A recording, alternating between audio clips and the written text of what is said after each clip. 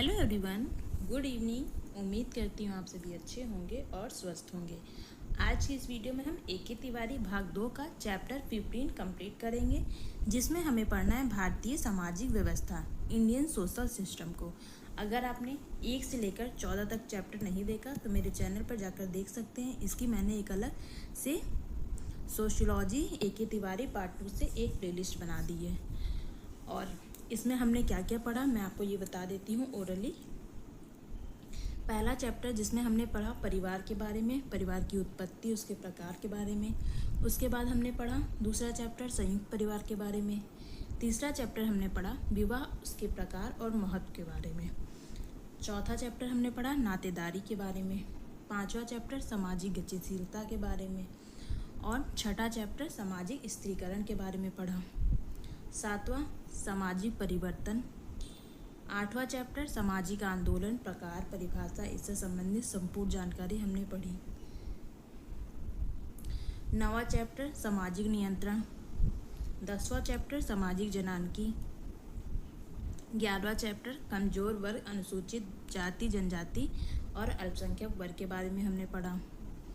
11वां chapter हमने आधुनिकता, उत्तर आधुनिकता और सामाजिक विघटन के बारे में पढ़ा।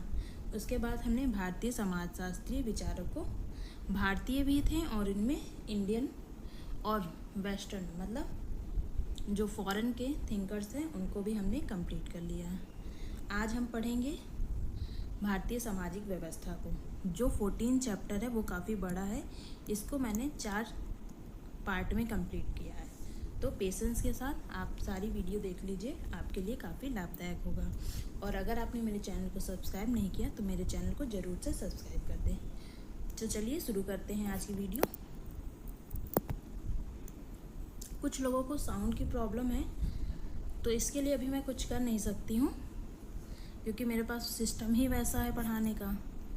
आगे फ्यूचर में जब चैनल मोनेटाइज हो जाएगा तो कोशिश करूँगी कुछ और बेहतर आपको दे पाऊँ और कर पाऊँ, क्योंकि कुछ परिस्थितियाँ होती हैं जिसमें सभी चीज़ें करना संभव नहीं होता है। तो आप भी हमारे चैनल को शेयर कीजिए, सब्सक्राइब कीजिए और लाइक कीजिए अगर आपको वीडियो पसंद आती है। और अगर आपको कोई कमी भी लगती है कि मैम ये नहीं, मुझे ये जानना है, इस पर वीडियो बना दीजिए, तो मैं कोशिश करूँगी उस पर वीडियो बनाने के लिए, पर आप अगर कमेंट करेंगे तभी। तो चलिए देर न करते हुए आज की वीडियो हम पढ़ते हैं। आज की वीडियो में हम पढ़ेंगे भारतीय सामाजिक व्यवस्था को, इंडियन सोशल सिस्टम। तो ये चैप्टर काफ़ी बड़ा नहीं है, तो आराम से कम समय में हम इसे कंप्लीट कर लेंगे। भारतीय समाज एक अति प्राचीन समाज है। इतिहासज्ञों ने इस समाज का लगभग पिछले 5000 वर्षों का इतिहास लिपिबद्ध किया। इतने वर्षों का इतिहास एक दीर्घकालीन सांस्कृतिक विकास की प्रक्रिया को प्रकट करता है, जिसमें भारतीय समाज की मूल परंपराएं पूर्ण रूप से विकसित हुई। वैदिक संस्कृति के इसी युग में हिंदू सामाजिक संगठन की संस्थागत आधारशिलाएं एवं वैचारिक मान्यताएं भी विकसित हुई। वर्ण व्यवस्था, आश्रम व्यवस्था, जाति व्यवस्था, पितृसत्ता, लिंग विभेदीकरण और ग्राम प्रधानता हिंदू सामाजिक संगठन की प्रमुख संस्थागत आधारशिला हैं।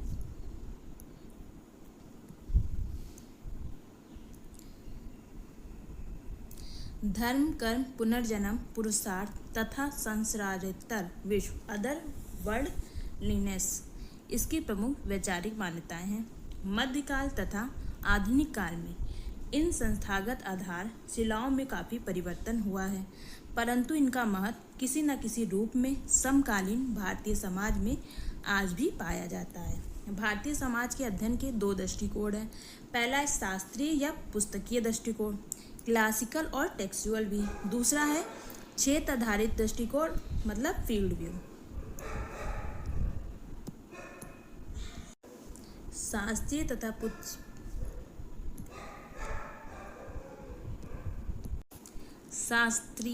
तथा पुस्तकीय दृष्टिकोण में भारतीय समाज को समझने हेतु उन ग्रंथों एवं महाकाव्यों की सहायता ली जाती है जिनमें भारतीय समाज का विशद चित्रण किया गया है। इसमें भारतीय समाज का जो चित्र प्रस्तुत किया गया है वह एक आदर्श चित्र है तथा जिसके अस्तित्व के बारे में विद्वानों का मतैक्य का अभाव पाया जाता है। मतैक्य मतलब विचारों का, लोगों का भिन्न भिन्न विचार है, कोई भी एकमत नहीं है। यह दृष्टिकोण अध्ययन का आदर्शात्मक दृष्टिकोण, नॉर्मेटिव व्यू भी कहा जाता है। इस दृष्टिकोण को निम्नलिखित दो उपभागों में बांटते हैं। आदर्शात्मक दृष्टिकोण को दो भागों में बांटते हैं, नॉर्मेटिव व्यू। पहला है दर्शन शास्त्रीय दृष्टिकोण मतलब फिलोसफिकल पर्सपेक्टिव। दूसरा है भारतीय विद्याशास्त्रीय दृष्टिकोण मतलब इंडोलॉजिकल पर्सपेक्टिव। भारतीय विद्याशास्त्रीय दृष्टिकोण के समर्थक भारतीय समाज को भारतीय धर्म ग्रंथों और वैधानिक इतिहास प्रलेखों, Indian scripture and legal historic document के आधार पर समझने का प्रयास करते हैं। आधुनिक भारतीय संस्थाओं की व्याख्या प्राचीन ग्रंथों से प्राप्त तथ्यों द्वारा ही संभव है तथा ग्रंथ जितना प्राचीन होगा उतना ही प्रामाणिक होगा। प्रोफेसर AR पिल्ले का जाति पर अध्ययन, PN प्रभु का हिंदू सामाजिक संगठन पर अध्ययन, KM कपाड़िया का हिंदू नातेदारी का विश्लेषण, इरावती कर्वे का हिंदू समाज का विवेचन इस दृष्टिकोण द्वारा हुए अध्ययनों के प्रमुख उदाहरण हैं। प्रोफेसर GS गुर्जर इस दृष्टिकोण के प्रमुख प्रवर्तक रहे हैं। मोस्ट इम्पॉर्टेंट है, ये याद कर लीजिएगा किसने किस पर अध्ययन किया है। क्षेत्र आधारित दृष्टिकोण फील्ड व्यू में भारतीय समाज को समझने हेतु क्षेत्रीय वास्तविकता को आधार माना गया है, अर्थात जिस प्रकार का समाज विद्यमान है उसकी उसी यथार्थ रूप में चित्रण करने का प्रयास किया जाता है। यह दृष्टिकोण अनुभाविक अनुसंधान एम्पिरिकल रिसर्च पर आधारित अध्ययनों की महत्ता को स्वीकार करता है। अनुभाविक अध्ययन सामाजिक संबंधों, घटनाओं तथा तथ्यों से संबंधित है, जिसमें इनकी व्याख्या, कार्यकारण संबंधों की खोज, नवीन तथ्यों की खोज, पुराने तथ्यों की प्रामाणिकता की जांच वैज्ञानिक ढंग से करने का प्रयास किया जाता है। भारतीय समाज की निम्नलिखित विशेषताएं हैं। पहला है वर्ण व्यवस्था, वर्ना सिस्टम। वर्ण का अर्थ है ग्रहण करना अथवा धारण करना। अपनी जन्मजात रुचियों, क्षमताओं, रुझानों के आधार पर व्यक्ति जिस कर्म क्षेत्र को धारण करता है वही उसका वर्ण होता है। मानव की जन्मजात प्रवृत्तियाँ 3 प्रकार की होती हैं, सत, रज, तम। मोस्ट इम्पॉर्टेंट है, कौन कौन सी प्रवृत्तियाँ होती है, सत, रज और तम।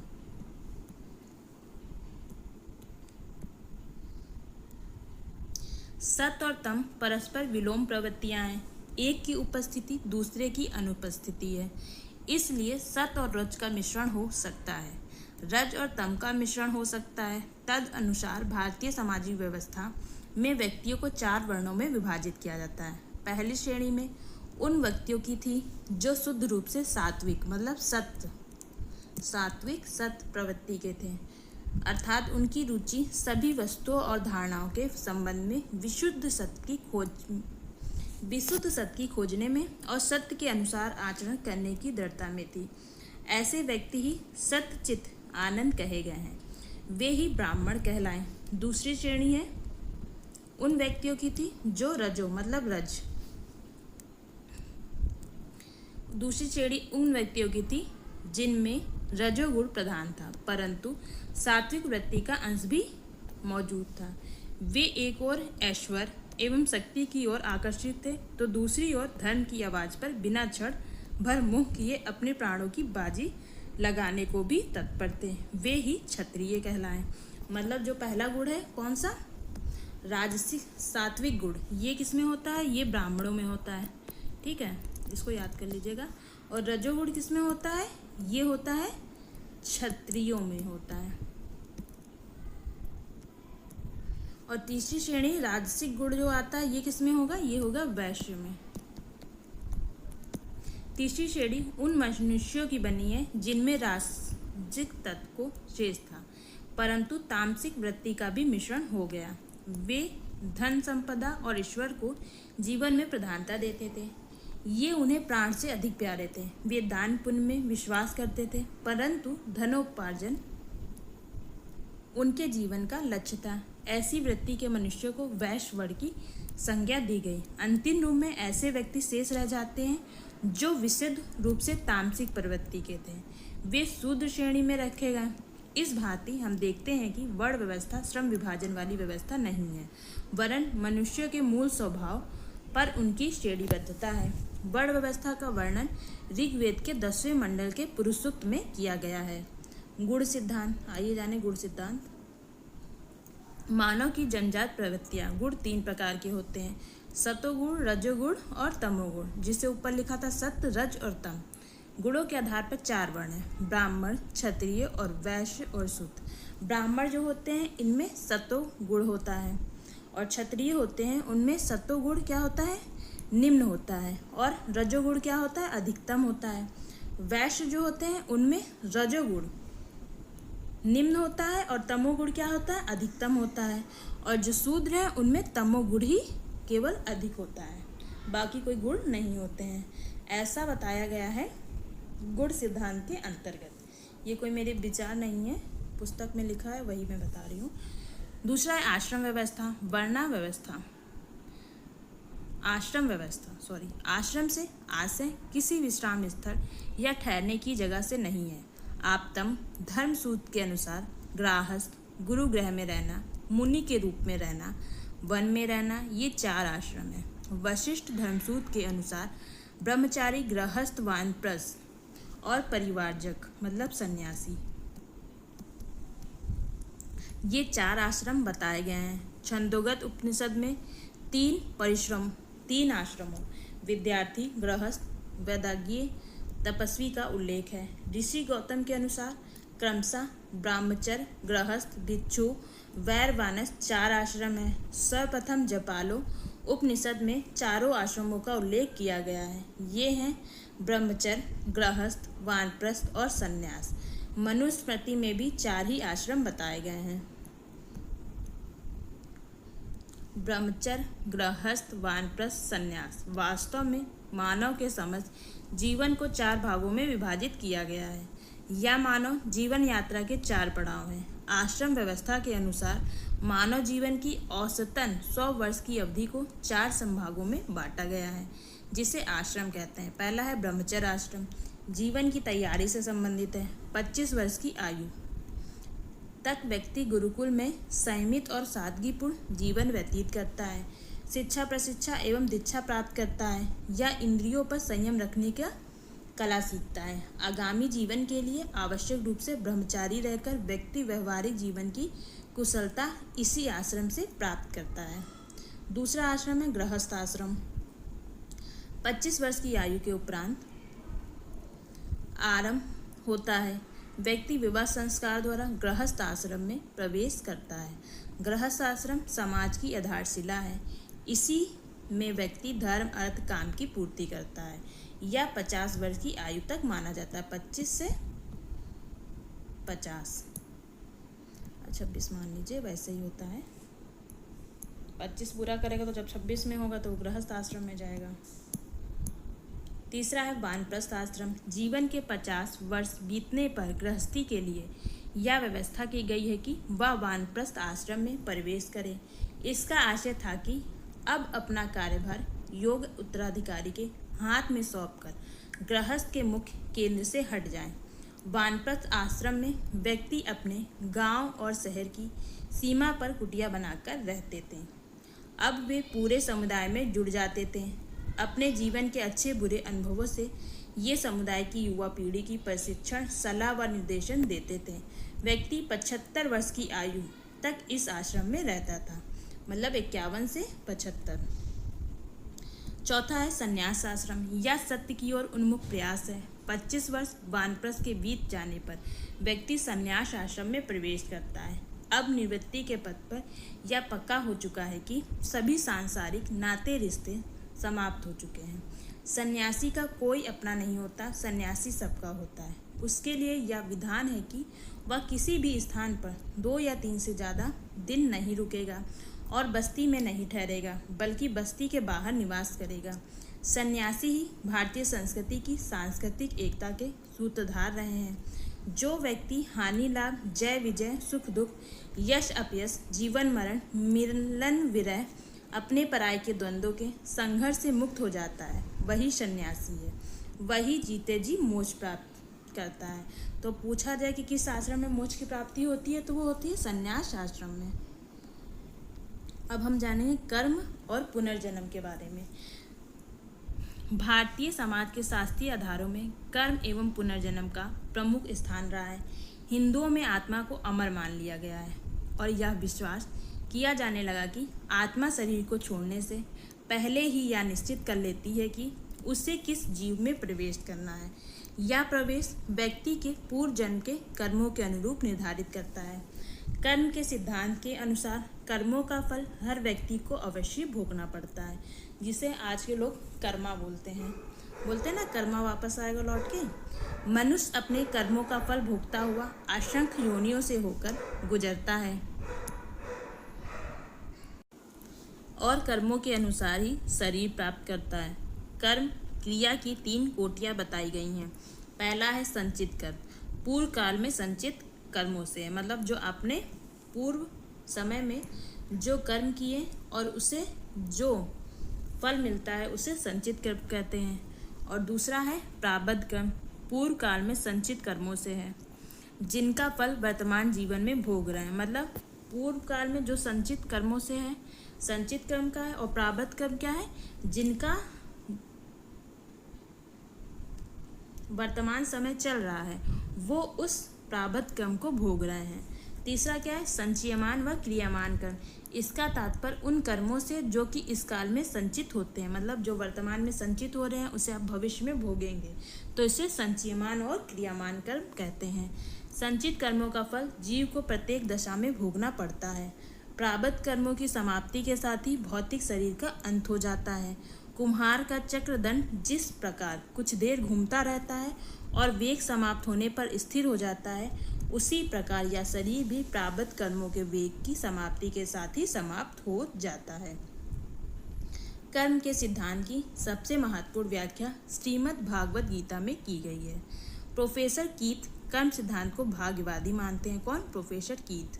प्रोफेसर जॉन मैकेंजी के अनुसार यह सिद्धांत सामाजिक असमानता का उचित ठहराता है। धर्म धी धातु से बना है, जिसका अभिप्राय धारण करने से है। धारयति इति धर्मा। धर्म के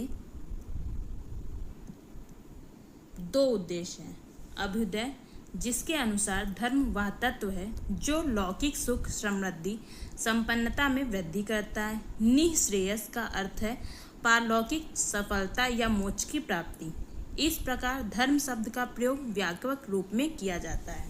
धर्म का तात्पर्य आचार व व्यवहार के उन समान नियमों से है जिनका पालन प्रत्येक वर्ण तथा प्रत्येक आश्रम के व्यक्ति के लिए आवश्यक है। शास्त्रों में धर्म के 3 स्वरूप बताए गए हैं। कौन कौन से? समान, विशिष्ट और आपद धर्म बताए गए हैं। मनुस्मृति में समान धर्म के 10 लक्षण बताए गए हैं।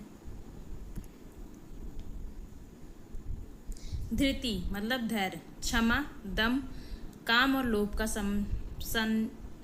संयम, स्तेय, चोरी न करना, सुचिता, पवित्रता, इंद्रिय निग्रह, घृ या बुद्धि, विद्या, सत्य, आक्रोध। ये सब क्या है? धर्म। सामान्य धर्म, इसे मानव धर्म भी कहते हैं। विशिष्ट धर्म वे नियम जिसका पालन किसी वर्ण विशेष के अथवा आश्रम विशेष के सदस्यों द्वारा आवश्यक ठहराया गया है। इसी के आधार पर शास्त्रकारों में स्वधर्म और परधर्म में भी भेद किया गया है। मनुस्मृति के अनुसार वेदाध्ययन, दान देना, यज्ञ करना ब्राह्मण का धर्म है।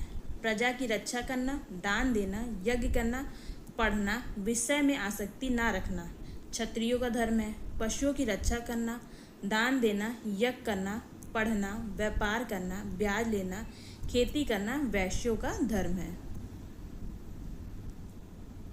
अनिंदक रहते हुए तीनों वर्णों की सेवा करना शूद्र का धर्म है। राजधर्म, प्रजाधर्म, मित्रधर्म, पितृधर्म, कुल धर्म, गुरु धर्म, शिष्य धर्म आदि विशिष्ट धर्म के स्वरूप हैं।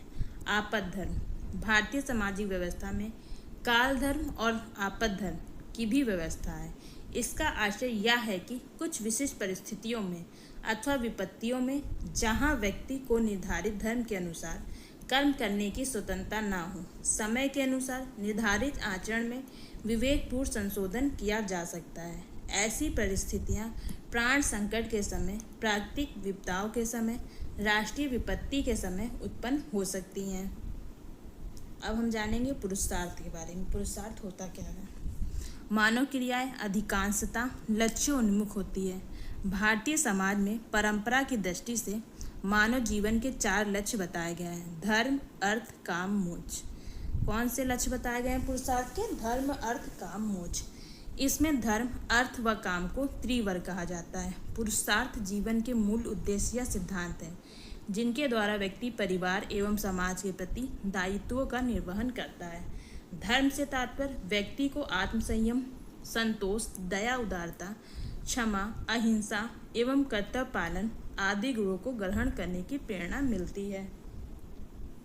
अर्थ से तात्पर्य व्यक्ति की भौतिक क्रियाओं से है जो धन उत्पादन उपभोग से संबंधित है। व्यक्ति को धन से दूर नहीं भागना है क्योंकि वह साधन के रूप में खुद व्यक्ति एवं समाज का अस्तित्व है। धन के लिए आवश्यकता के अनुसार धन का उपार्जन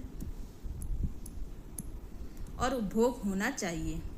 काम से आशय व्यक्ति की कोमल भावनाओं या वासनाओं से है। प्रेम और यौन इसके विषय हैं। ललित कलाओं का जन्म इसकी प्रेरणा से की जाती है।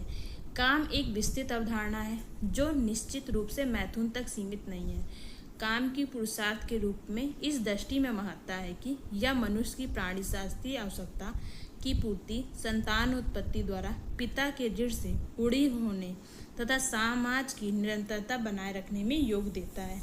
मोक्ष व्यक्ति के जीवन का चरम लक्ष्य है। व्यक्ति उपयुक्त तीनों पुरुषार्थों द्वारा इसकी प्राप्ति का प्रयास करता है जो कि साध्य है। मतलब तीनों जो है धर्म, अर्थ, काम।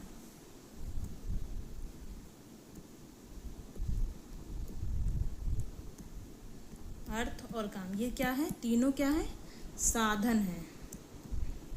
और मोक्ष क्या है? साध्य है। मतलब साध्य क्या है? मोक्ष मतलब उद्देश्य।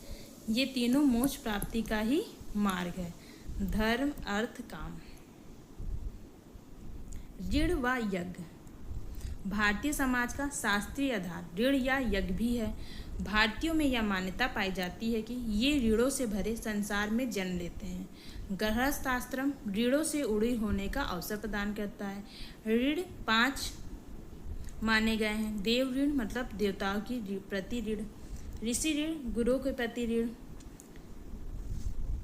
पितृ ऋण माता पिता के प्रति ऋण, अतिथि ऋण अतिथियों के प्रति ऋण, भूत ऋण जीवनधारियों के प्रति ऋण। ऋणों से उड़ी होने के लिए यज्ञों का महत्व स्वीकार किया गया है। 5 महायज्ञों की बात कही गई है। देव यज्ञ देवताओं के लिए होम है। ऋषि यज्ञ या ब्रह्म यज्ञ वेद अध्ययन और स्वाध्याय। पितृ यज्ञ पितरों के लिए श्राद्ध। अतिथि यज्ञ अतिथि सत्कार। भूत यज्ञ जीवधारियों के लिए बलि प्रदान करना। संस्कार। अब हम जानेंगे संस्कार के बारे में। संस्कार से अभिप्राय शुद्धि की धार्मिक क्रियाओं व्यक्ति के बौद्धिक, मानसिक और वैदिक परिष्कार के लिए किए जाने वाले अनुष्ठान से है जिससे वह समाज को पूर्ण विकसित सदस्य बन सके। संस्कार शुद्धिकरण की एक प्रक्रिया है। संस्कारों की संख्या 16 बताई गई है जिसमें 3 जन्म के पहले के संस्कार है जबकि 13 जन्म के पश्चात के। जन्म के पहले के संस्कार है गर्भाधान, पुंसवन मास, सीमांतोन्नयन, चौथे मास का संस्कार होता है। फिर जन्म के पश्चात कौन कौन से संस्कार होते हैं? जातक्रम, नामधेय, नामकरण 10वें या 12वें महीने में होता है। निष्क्रमण चौथे मास में होता है। अन्नप्राश 6ठे मास में होता है मतलब 6ठे महीने में। चूड़ाक्रम 1 से 3 वर्ष मतलब बालों का जो कटना होता है मतलब क्या बोलते हैं, मुंडन बोलते हैं जिसे। कर्णवेद 6 से 12 महीने। और विद्या आरंभ 5 से 7 वर्ष में होता है। उपनयन संस्कार 12वें वर्ष। वेदा आरंभ के साथ समावर्तन विवाह 1 मास संस्कार जिसमें स्त्रियां सम्मिलित होती हैं। और 16 क्या है? अंत्येष्टि सबसे अंतिम संस्कार है। अब इसमें कुछ कथन दिए हुए हैं उसे पढ़ ले, बाकी ये चैप्टर हमारा यहीं पर ख़त्म हो जाएगा। मोस्ट इम्पॉर्टेंट सारे कथन हैं। पीएन प्रभु आश्रम को पड़ाव और विश्राम स्थल, हेल्टिंग एंड रेस्टिंग प्लेस कहते हैं। मोस्ट इम्पॉर्टेंट पीएन प्रभु के अनुसार हिंदुओं में आश्रम व्यवस्था विश्व के सामाजिक विचारों के इतिहास में सोची और नियोजित की गई एक अपूर्व देन है। ये कोटेशन एक बार फिर देख लेते हैं। डॉक्टर राधाकृष्णन के अनुसार कर्म सिद्धांत घोषणा करता है कि मानव अपने कर्मों के कारण ही शक्तिशाली है। कर्मवाद जीवन के लिए अमूल्य है क्योंकि यह भविष्य की आशा और भूत को भूल जाने में विश्वास दिलाता है। वास्तव में कर्म वह शक्ति है जो हमारे नैतिक जीवन का आधार है, उसे नियंत्रित करती है। स्मृतियों में कर्म के तीन भेद किए गए हैं। पहला है सात्विक कर्म, शास्त्रों के अनुसार फल की आसक्ति से रहित, मतलब इसमें कोई आपको फल प्राप्त हो जरूरी नहीं है। दूसरा है राजसिक कर्म, फल अर्थात सुख दुख की इच्छा से प्रेरित, इसमें सुख और दुख दोनों का मोह व्यक्ति को रहता है। तीसरा है तामसिक कर्म, मोह लाभ और राग द्वेष से प्रेरित होता है। तो हमारी वीडियो भारतीय सामाजिक व्यवस्था यहीं खत्म होती है। अगर आपको वीडियो पसंद आई हो तो वीडियो को लाइक शेयर सब्सक्राइब जरूर कर दें, और आपको कोई क्वेरी हो तो मेरे टेलीग्राम चैनल पर जुड़ सकते हैं। मैंने चैनल बना दिया है, ऊपर लिंक भी दी गई है मेरे चैनल पर, तो उससे जुड़कर आप अपने प्रश्नों को पूछ सकते हैं या आपको नेक्स्ट वीडियो किस पर चाहिए वो हमें बता सकते हैं। बाकी आपको कोई समस्या है मेरी वीडियो से कि ये प्रॉब्लम हो रही है तो वो भी आप मुझे बता सकते हैं, कोशिश करूँगी उसका समाधान करने के लिए। बाकी जो बैकग्राउंड की नॉइस है वो तो अभी उसके लिए मैं कुछ नहीं कर सकती हूँ, और जो मेरी नॉइस थोड़ी कम आ रही है उसके लिए भी अभी मैं कुछ नहीं कर सकती हूँ। वो सारी जो चीज़ें ख़त्म होगी धीरे धीरे कोशिश करूँगी। ऐसा नहीं कह रही हूँ कि मैं ख़त्म नहीं करूँगी, वो सब चीज़ों में सुधार नहीं करूँगी, पर समय के साथ जैसे जैसे आपकी फैसिलिटीज़ बढ़ती जाएंगी, आप आगे बढ़ोगे, अब मेरा चैनल मोनेटाइज हो जाएगा तो उसके बाद वो सारी समस्याओं का मैं समाधान कर दूँगी। तो वीडियो देखने के लिए आपका बहुत बहुत धन्यवाद।